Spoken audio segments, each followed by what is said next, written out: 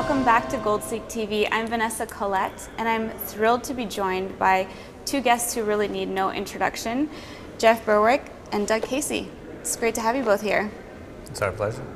It's my pleasure. I don't mean to speak for you. Well, certainly, I want to make this an annual event. Right. Same time next year, Vanessa. Absolutely.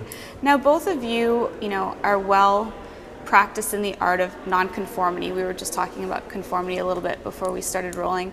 I'll start with you, Doug. How do you stand out how do you go through life being such a nonconformist? I mean, I watched your Phil Donahue interview, a while back, and I know you've seen it as well, Jeff. But Jeff actually was responsible for digging it out of their archives. And putting it on YouTube. Thank you, Jeff.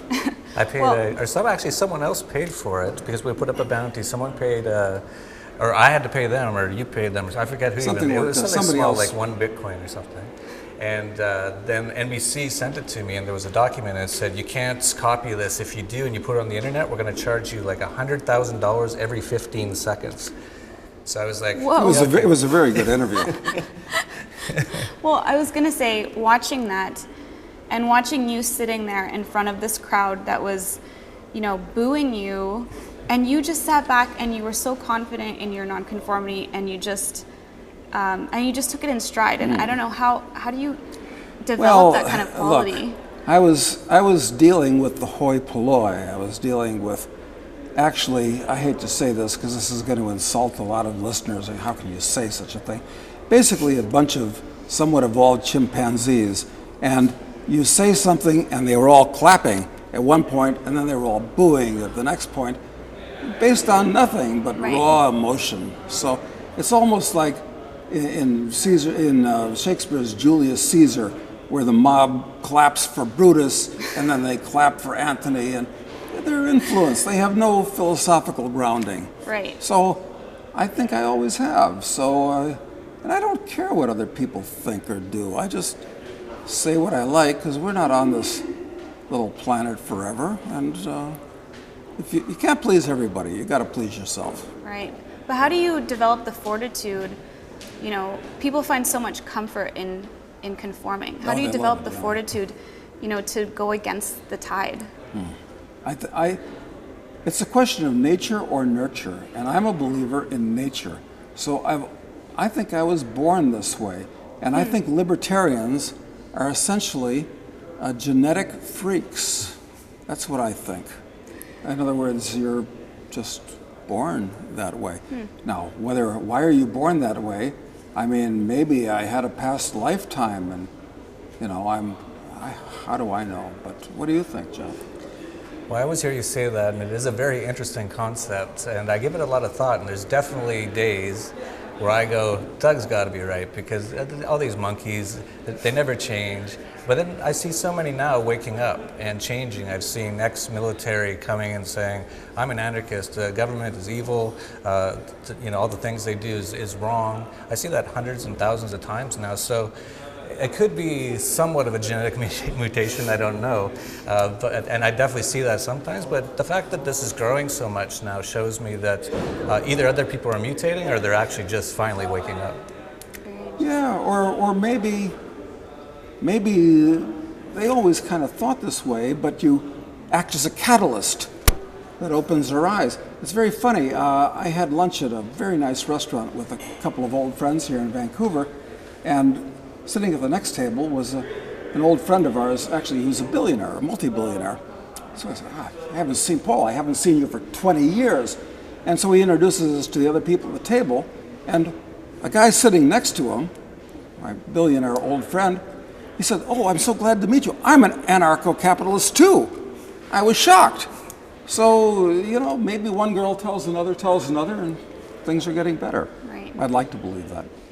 Now, Doug, I'd love to know what you think of Jeff's new political career.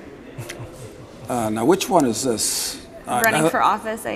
Oh, yeah, I forgot about that. I love his Anarchasts. They're wonderful. And I don't know, and that's also very gratifying to see this. But no, bring me up to date. I don't actually know if I should be embarrassed or applaud or what I should do. Well, briefly, the reason I'm doing it is because I can see there's a chance for change right now. You just saw in Alberta they elected a full communist party. That's in Alberta. The old conservatives, the hardcore sort of people, they just voted an all NDP party, and half of them farmers and oil guys, and they're doing half that. Half of them are like college school girls who are just at parties on Twitter, like all drunk. They get elected. So I was like, there's an opportunity here, because in Alberta, they're looking at the Conservatives, they're like, they're terrible, but we've always loved them. And of course, we always hate the Liberals. Of course. Let's go with the Communists. And I'm like, there's another option, Libertarians. And so I look at the Ron Paul revolution, what they did, just to use the soapbox to get that message out there. In my opinion, the reason we've had this big rise in the last decade is in people waking up to libertarianism is because of Ron Paul. So I'm just trying to do the same thing here. I'm not trying to win. I don't even want to win. If I actually won, it'd be more of a pain than anything if I had to actually think about how I'm going to rearrange my residency and all that kind of stuff. And I don't know if I'd even accept it. But I'm just trying to raise awareness. What's that? Yeah, just trying to raise awareness. That's right. Well, I promise to support you if you promise me that I can be chief of the secret police after you win. See, this is how quickly things get corrupted. Yeah, absolutely. Right. Well, and crisis is, when there are, I guess, opportunities for change, and that's what you hope to capitalize on. Yeah, well, we're in crisis after crisis every year now, so it's pretty easy.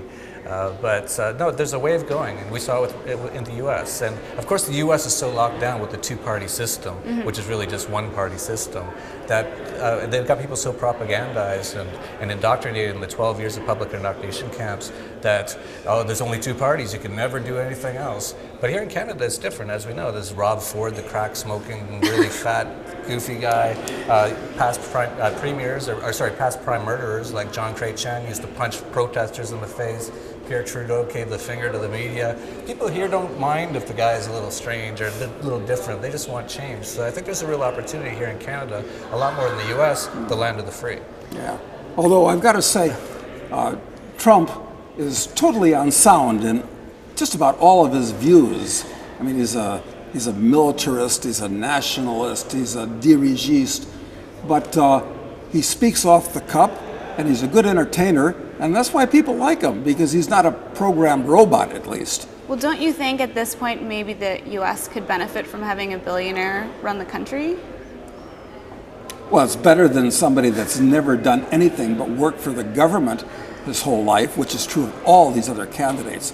They're completely worthless clowns and charades. So say what you want about Trump, and I don't like any of his politics, to be honest with you, but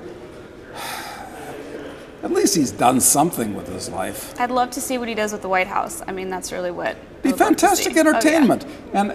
And I'm only interested in politics as entertainment, because the lowest type of scum are drawn, present company accepted, and Ron Paul, of course, there are exceptions, but they're drawn to work for the state the way flies are drawn to dog droppings, frankly. What's your opinion on Rand Paul? He's not Ron Paul, so I'm not a Rand Paul supporter. I hate halfway measures and no. Brokering? No, he's not going to go anywhere. Now, just moving over to BitGold or Bitcoin, what's your take on Bitcoin? Well, Jeff and I have some disagreement about that. I think I'm all for Bitcoin. I love the idea. It's a fantastic method of transferring assets without using the central bank system and so forth. But my problem with it is that it doesn't have, other than that function, it doesn't have value in itself, which is the value, which is why gold and silver have always been better monies. But I'm all for it, and maybe BitGold is a solution to that objection. It's getting closer. There's going to be some new Bitcoin, more Bitcoin-related gold-backed coins coming out soon. I'm actually involved possibly in one of them. But as far as it's having nothing backing it, in today's day and age where everything is tracked, where we're slaves, every single person in the world is a slave, to have a money that no one can fully truly track, especially if you want to hide your tracks. You can hold $1 billion in your own brain in Bitcoin just by remembering your password. So cross a border with $1 billion, try doing that with gold, right? So in this day and age where we live in the most tyrannical, heinous, oppressive time in human history, to have a money that can get around all of that, and they can't shut it down. There is no Bitcoin office, there is no Bitcoin CEO. So that in itself, I think, is a value. There's many other values as well, just because Bitcoin is also a banking system. So it's not just money, it's also the banking system itself. So that's a true value as well. So. Yeah, no, that's all quite true. So I'm philosophically totally aligned with Bitcoin. Do you own any Bitcoin yourself? You know, I've got a sad story to tell you. There was a Belgian guy named Tour de Meester that visited me in Cafajate several years ago, and he gave me a physical Bitcoin, which exists. And at the time, Bitcoin was worth $12, and he pitched me on it. He was the first person to pitch me on it. I said, okay, but I'm not a computer jock.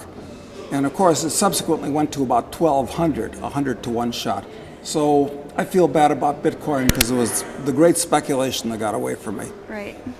And you obviously hold Bitcoin in your portfolio.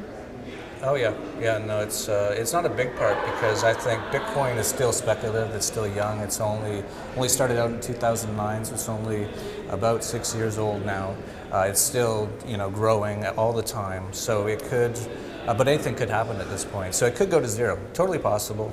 Something could be some hacker finds a glitch or something, or it could just people stop using it. It could go to zero. But if people continue to use it, and I think as we see things like Cyprus, Greece, Argentina, all these places, Iran, all having problems, banks being closed, ATMs being closed, we're going to see Bitcoin continue to be used more and more. And the more it's used, just based on supply and demand, the higher the value of Bitcoin.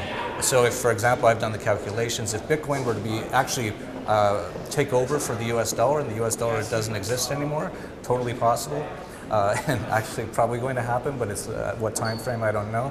I've done the calculations. It's over $1 million of Bitcoin. So why hold more than 1 or 2% in your portfolio in Bitcoin if it has the potential to go up 100,000%? Whereas it could also go to zero. So I don't have a large amount, but I definitely have some. And eventually, all these paper currencies, including the U.S. dollar, are going to reach their intrinsic value, which is actually zero. Right. So that's going to happen eventually. It's inevitable, but it's not necessarily imminent.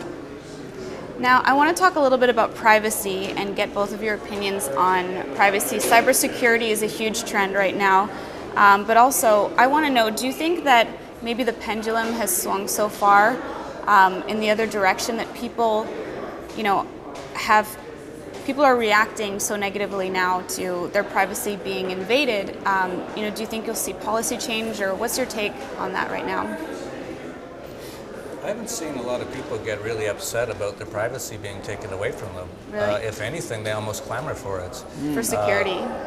For whatever reason, maybe all the brainwashing in school, all the media propaganda at night, people clamor for that security. I just watched a movie the other night. I forget where I was. I was just in Acapulco last night watching Netflix, and I put on, it was a terrible movie. It was, I forget, it was a football movie. I should have known. What were we just talking about? I sort of lost my train. Privacy, right. And so this kid grew up, they didn't know where he was born, he didn't have a birth certificate or anything. He grew up, he was going to be an NFL star, they're going to draft him in the NFL, but he still didn't really have anything identifying who he was. And he really wanted his driver's license. So they went to the DMV and waited. And he was so happy, like, look, now I'm somebody because, I've got a government piece of identity. Government ID, yeah. That's right. I think that people aren't as disturbed about it as they ought to be, because the standard of living is quite high in the Western world. And it's the old Roman thing. Panem bread, circenses. exactly correct. And so they don't care as long as, they got a widescreen TV and, a McDonald's burger. But don't worry, when the economy cyclically collapses in the next year, I think, people might turn out into the streets and anything could happen. I think you're also a believer. You were mentioning a movie which talks about this happening in the next year as well, Jeff. Yeah, I just put out a short video on YouTube called Shemitah Exposed, Financial Crisis Plan for September of this year. It's 30 minutes long, and I put together all of the reasons that I've uncovered that I think something is being planned. Now, I don't know what it is, and I can't possibly explain all the reasons why I expect it in this interview. But if you check out the video, just look up Shemitah Exposed on YouTube. It's going viral right now. It's nearly 500,000 views in the first week or two. Wow. Yeah, it's really catching on. And you haven't seen it yet? I No. forwarded it to you. You got to check it out. Well, I don't know.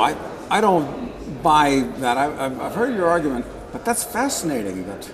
Wow. Well, you have to see the video. I have a lot of information you don't know. Huh. There's a lot being planned for this September. And once you see the video, you'll be like, whoa, definitely seems like something. The IMF, the Federal Reserve, all governments around the world are all meeting on September 15th. The Pope's even going to be there, which is kind of interesting. What's he bring to the party? He's going to be speaking at the UN, he's going to be speaking at Congress, and he's speaking again at the UN for a global summit where they want to bring in essentially a one world government. Oh, that's great. That's just what we need is a Pyrrhonist liberation theology priest that he says something and people actually listen to him for some reason. It's shocking how degraded the human race has become. You don't want a good crisis to go to waste, right? No, of course you don't want a good crisis to go to waste. I always say I'm currently being treated as a milk cow, and if the crisis is bad enough, they may treat me as a beef cow. Many of us, actually. Now, I know you both have messages that you want to get out there, for people to insulate themselves as best as they can from this, potential coming crisis. What's your key message right now, Doug, to people of how they can, insulate themselves or? Well, I'm of the opinion that we're approaching a time. We're currently in the eye of the hurricane. It started in 2007, 2008. It's gone on much longer than I might have anticipated because it's a giant hurricane with a big eye. But very, very soon, we're going to go out the trailing edge of the hurricane, and it's going to be much worse and much different and much longer lasting than what happened in the 1930s, with all of the bad things that we saw in the 1930s, maybe including a major war. The Greatest Depression. The Greater Depression is what I call it. So my advice to you is to rig for stormy weather, A, and B, most importantly, diversify politically. Because as serious as market risks are, your political risks are even greater. So make sure that one government, your government, wherever that is, doesn't have control of all your assets. So I'd say that's my message in a nutshell at the moment. What about you, Jeff?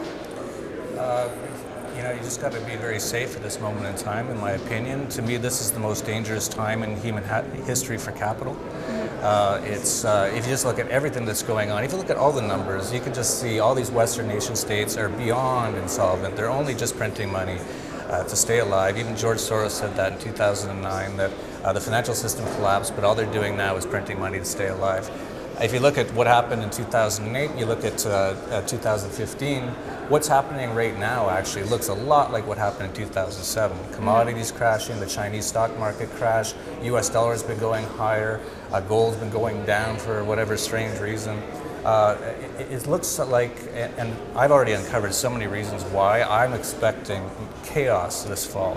And if you look into the video, you just have to watch the video. Right. I can't possibly explain it all in 30 minutes. There's something going on, and I think it's going to, if you haven't already prepared for a major, massive crisis, unlike anything I think anyone's ever seen, you're waiting till the last second. You're being very risky with your life. It's better to be a year early than a day too late with a lot of these things. Well, if someone was seeing this for the first time and being introduced to some of these concepts, what advice would you give them in terms of being able to prepare? Well, it's so hard. Every individual is different, but if they got all their money in a bank account, that's highly risky behavior. And also, you're not getting paid anything for it anyway. And actually, the inflation's taking away every year 5 or 10% of your purchasing power. So it's not only stupid, but it's also dangerous. And just get into more hard assets. Like for a very simple person, for someone who doesn't really want to spend a few minutes to take care of their entire financial life and their whole future because it's too hard, they'd rather watch the football game.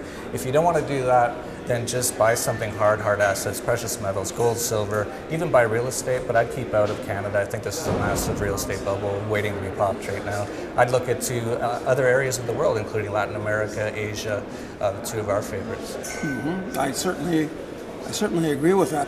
I hope that we're not both embarrassed if we're back here a year from now, because you're supposed to, you can predict what will happen, but don't predict both what and the time. But Jeff feels, and I feel too, that we are right at the edge of the precipice. So it'll be fascinating to see if we're correct in our timing as well as the event. Absolutely. What's your take on gold right now, Doug? Well, you've got to remember that in 2001, when it was 250 something, it was actually cheaper in real terms than it was in 1971 at $35 an ounce. Now at 1100, it's not that cheap, but since the world financial situation is much, much more precipitous, serious than it was back then, I'd say gold is an excellent value right now. I think that it's the first thing you should buy. It's about the cheapest financial asset in the world, with the most safety and some of the highest potential. So I am a gold bug and a gold bull right now. Jeff, what about you? I would agree with that in general. I think it's nothing but up from here. I've been surprised how low it's gone over the last few years, but there's been a lot of interesting things been going on as well. Like every time Cyprus or Greece happens, gold and silver go down and Bitcoin goes up like 100%. Bitcoin, you can't really manipulate the market. I'm not saying the entire gold and silver market's manipulated, but there's definitely some games being played between the physical price and the paper price. So yeah, you can't go wrong at this point. Silver, especially for me, is looking really interesting at the moment. It's so low. I'm again shocked it went this low.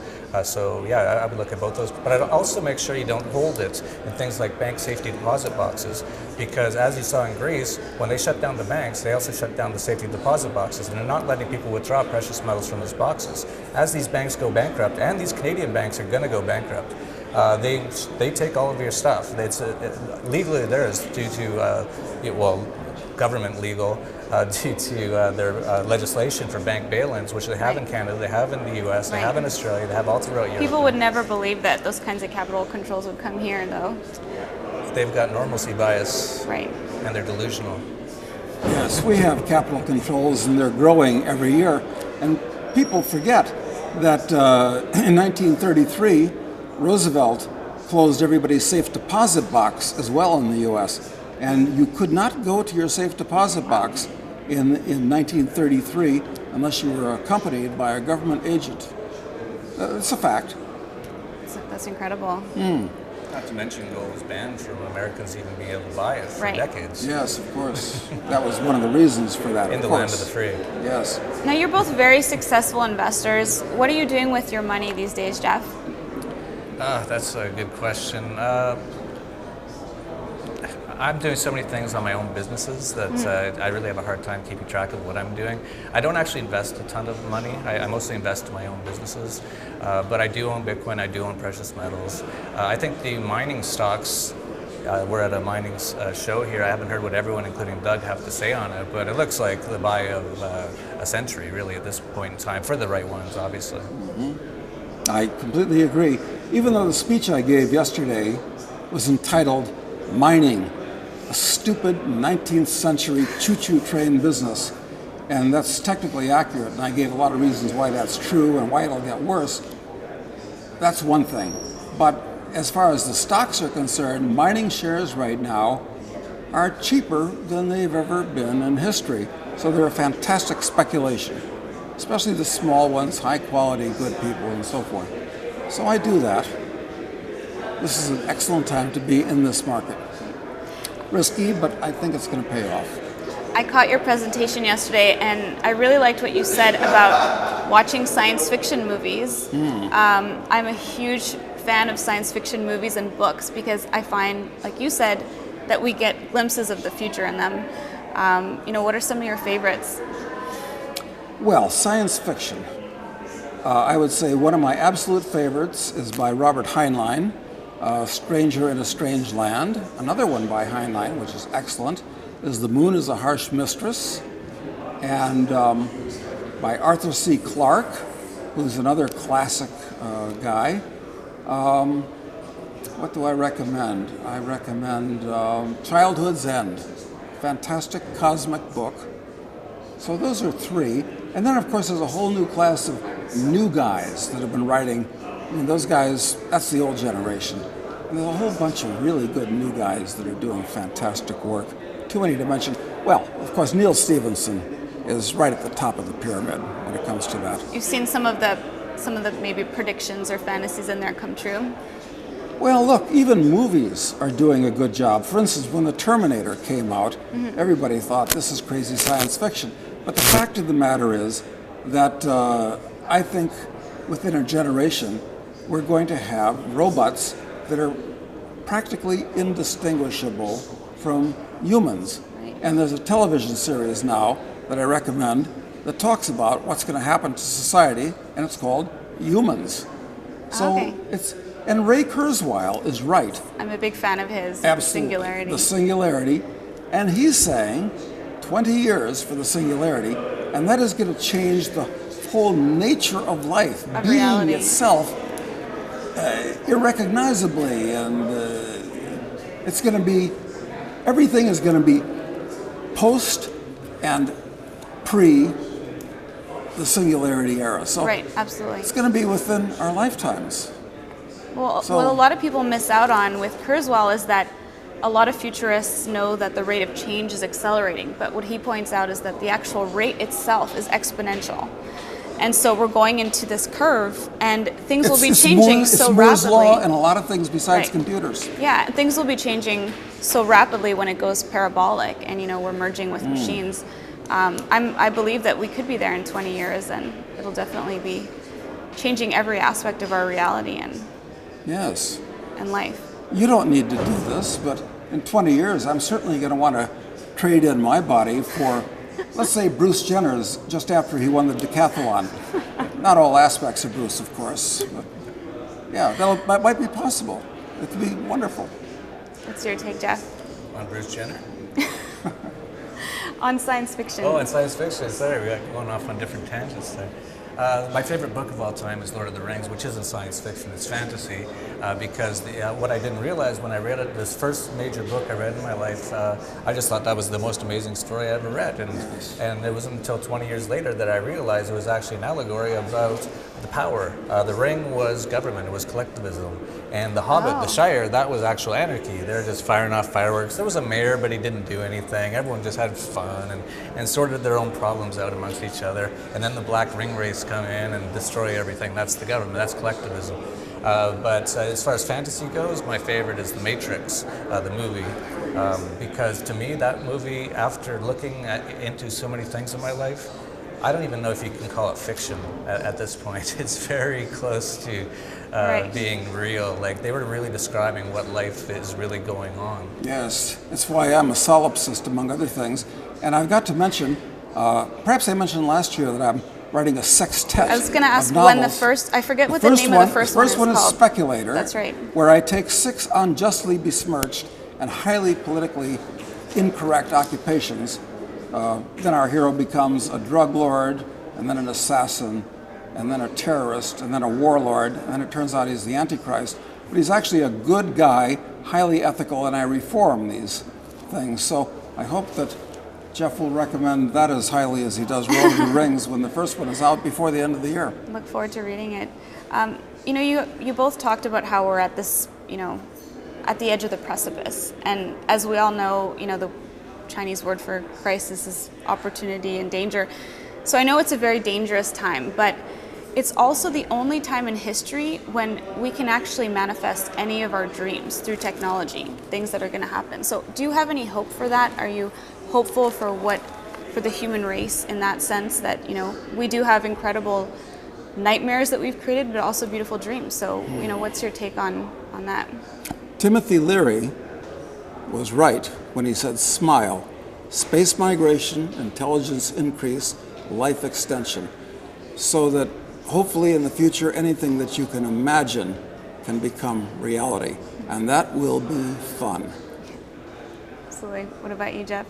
I think the future is very interesting. I don't know what's going to happen. I think we still have to get through the collapse of these old systems still, the central banks, the governments, the things that have been really holding back humanity. If we didn't have those things for the last 100 years, we'd be already light years ahead of where we are, because all the regulations, patents, intellectual property, taxes, all the wealth destruction done by the central banks through inflation. Not to mention wars. Oh yeah, not to mention they kill hundreds of millions of people but us anarchists are dangerous, right? I think we're going to have to get through a bit of what I call the Great Transition before we get to the Greater Depression, and that'll happen during the Great Transition. And if we can wake up enough people to understand what's really going on, and thanks to the internet, and you're talking about technology, we have this ability to have an idea and it can be out there in millions of brains in a couple seconds. As Donald Trump said, Twitter is great, it's as good as New York Times, except for it doesn't have any of the debt. So we can all self-broadcast now, but the government also knows that, and that's why they're trying to shut down things as fast as possible. But they can't, because there's literally millions of 14-year-old boys out there who can hack into any government server. But it is a battle. It's actually a technological battle now that it's getting to. But if we can get through all that, we could have a world of peace and prosperity like we've never known it if we can get rid of a lot of these collectivist ideas. And technology has always been the friend of the common man. From day one, I mean, even with the invention of gunpowder, it made it possible for the common man peasant to shoot the armored knight off of a horse. And the internet is the current rendition of gunpowder. It gives the common man a lot of power against the state. It's going to overthrow the state. I have high hopes anyway. Well, excellent. Well, thank you both so much for joining us today. It was an honor having you both on the show, and we'll look forward to doing this, making this an annual thing, as you said, Doug. Okay, and I hope that next year, when we're here, we don't have to eat our words with a fork and spoon. We'll see if we're right or not. Well, it'd actually be good if I'm wrong, right? So yes. Everyone would be happy. That's true. I like good times more than hard times. Great. Well, thank you so much. Thank you, Vanessa. Thanks, Vanessa.